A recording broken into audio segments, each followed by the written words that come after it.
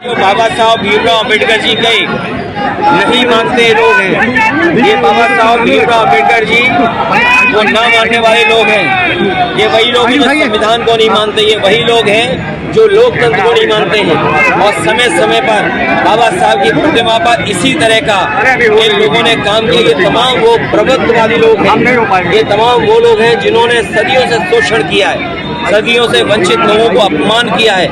ये समय समय पर बाबा साहब भीमराव अम्बेडकर जी का अपमान कर करके ये संदेश देने का काम करते हैं समाज में कि अगर हम ताकतवर हो जाएंगे तो इसी तरह आपको अपमानित करेंगे।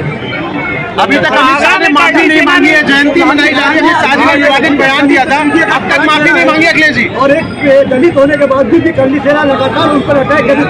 मैंने कई मौकों पर कहा और फिर मैं कहता हूँ, ये सेना भारतीय जनता पार्टी की है।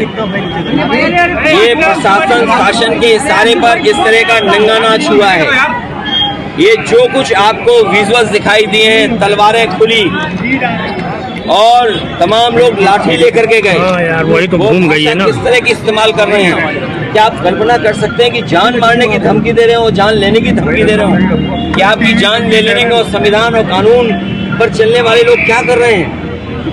आखिरकार जिम्मेदारी किसकी है कि अगर कोई किसी को मारने की धमकी दे रहा है तो ये जिम्मेदारी किसकी बनती है कि कार्रवाई हो?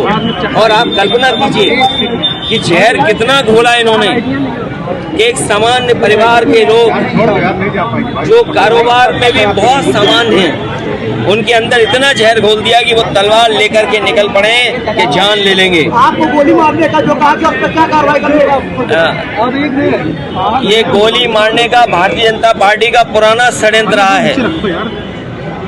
हालांकि हम लोग बाबा साहब भीमराव अम्बेडकर जी की प्रतिमा के पास खड़े हैं, बाईं तरफ राष्ट्रपिता महात्मा गांधी जी की प्रतिमा है।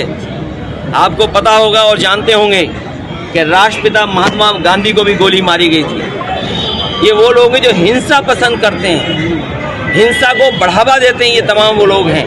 लेकिन हम सब वो लोग हैं जो बाबा साहब भीमराव अम्बेडकर के रास्ते पे चल करके और जो संविधान हमें रास्ता दिखाता है उस पर चल करके हम इस समाज को और देश को नई दिशा देना चाहते हैं।